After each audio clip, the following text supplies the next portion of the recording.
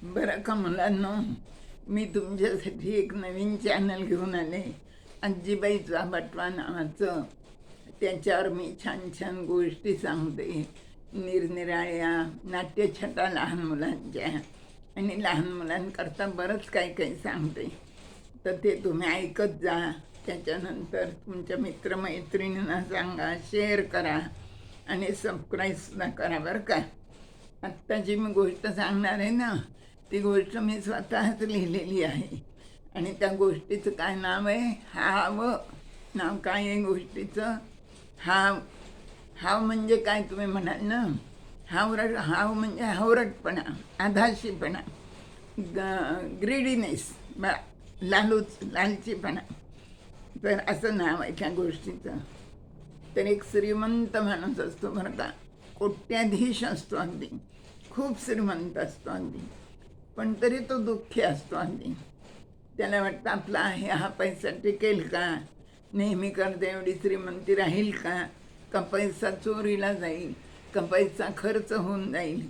एकदा तो रडायलाच लागतो. त्याचा मित्र त्याला विचारतो, अरे तुला रडायला काय झालं म्हणे.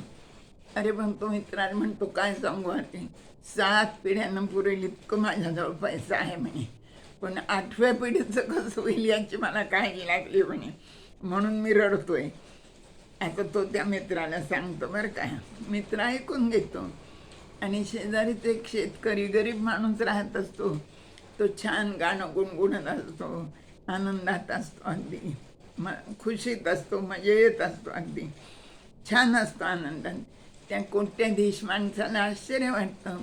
त्या गरीब माणसाला तो विचारतो, तू इतका आनंदात कसा आहेस म्हणे.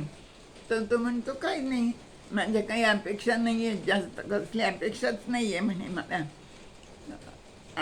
भुकेच्या वेळेला अन्न मिळावं, अंगाला वस्त्र मिळावं, आणखीन हात शरीराला दिवसभर भरपूर काम मिळावं, अंग टाकल्या टाकल्या चांगली झोप यावी, आणि एक छप्पर असावं राहायला, एवढ्याच अपेक्षा आहेत. माझ्या काहीच अपेक्षा नाही आहेत. त्यामुळे मी आनंदी असतो. गाणी गुणगुणत मी आपलं आनंदात जगतो, माझं काम करतो. मग तो कोट्याधीश माणूस आपल्या त्या मित्राने याची हकीकत सांगतो बरं का, त्या गरीब माणसाची. तो सगळं ऐकून घेतो. मग तो म्हणतो, असं आहे का, आपण आता एक गंमत करू म्हणे. आपण ना त्याला 99 क्लब जॉईन करायला सांगू म्हणे. तर तो कोट्याधीश म्हणतो, म्हणजे काय म्हणे. आता म्हणजे काय ते तू प्रत्यक्षच बघ म्हणे. मग तो माणूस काय करतो, जो तो मित्र त्याचा, तो सोन्याची 99 नाणी त्यांची एक थैली त्या गरीब माणसाच्या दाराच्या बाहेर ठेवून देतो. आणि दुसऱ्या दिवशी सकाळी तो गरीब माणूस उठून दार उघडून बघतो, तर दारात पिशवी दिसते त्याला.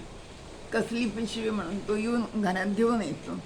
आणि उघडून बघतो तर त्याच्यात सोन्याची नाणी दिसतात. मग त्याला खूप नवल वाटतं. तर ती नाणी मोजतो तो. ती नाणी मोजल्यानंतर किती भरतात? 99 बरं का. आणि मग त्याला खूप सुटपुट लागते की देवांनी 99 नाणी दिली आपल्याला, बरं झालं सोन्याची नाणी मिळाली. पण एक नाणं अजून दिलं असतं तर 100 झाली असती ना, असा विचार त्याच्या मनात येतो बरं का. आणि मग ठरवलं होतं 99 नाणी तर आहेतच, एक नाणं आपण अजून मिळवू आणि मग ह्याच्यात घालू आणि 100 नाणी आपण ठेवून देऊ, असं म्हणून तो कामाला लागतो. मग आता ते एक नाणं 5 तोळ्याचं एक नाणं असतं. मग 5 तोळे म्हणजे काही कमी नाही आहेत ना. तो गरीब असतो ना, कुठून आणायचे एवढे पैसे. मग तो अजून काम करायला सुरुवात करतो, डबल शिफ्ट करतो.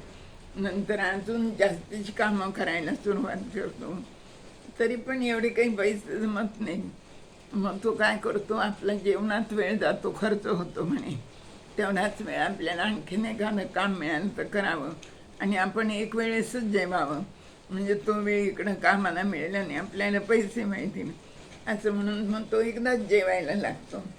असं करत करत तो कामामध्ये इतकं गुंतून घेतो की खूपच स्वतःला गुंतवून घेतो तो.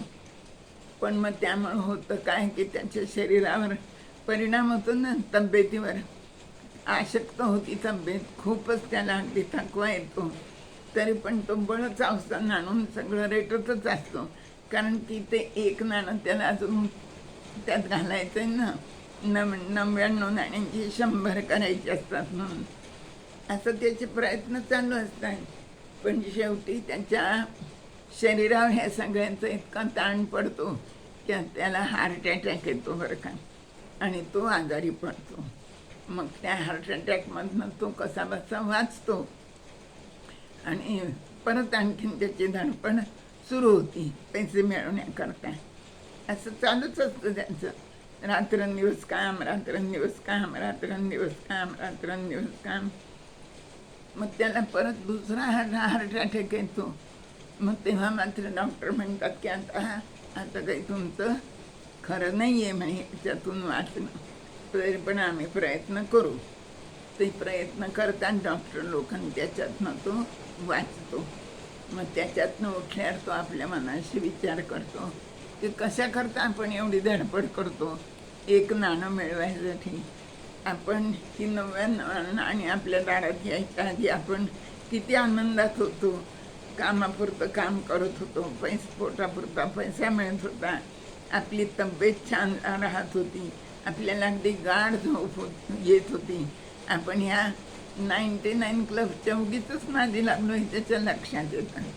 मग तो काय करतो की 99 नाणी जी असतात ना ती सगळीच्या सगळी थैली घेतो आणि शनी मंदिराजवळ जातो. तिथं खूप भिकारी असतात. त्यांच्या एक एक मोठमोठ नाणी एकेका भिकाऱ्याला देऊन तो सगळी नाणी वाटून टाकतो आणि पहिल्यासारखं आनंदी आणि सुखी आयुष्य तो जगायला सुरुवात करतो. पैशाची हाव तो सोडून देतो आणि सुखी होतो. तर माणसाने आहे त्यात समाधान मानलं पाहिजे, तरच त्याला सुख मिळतं. जास्तीची हाव, ग्रेडीनेस, लालच काही उपयोगीची नाही आहे ना. तर अशी ह्या माणसाची 99 क्लबची गोष्ट हाव नावाची तुम्हाला आज मी सांगितली. वेगळीच गोष्ट आहे ना. मला वाटतं तुम्ही नसेल कधी ऐकली. जरूर ऐका. धन्यवाद.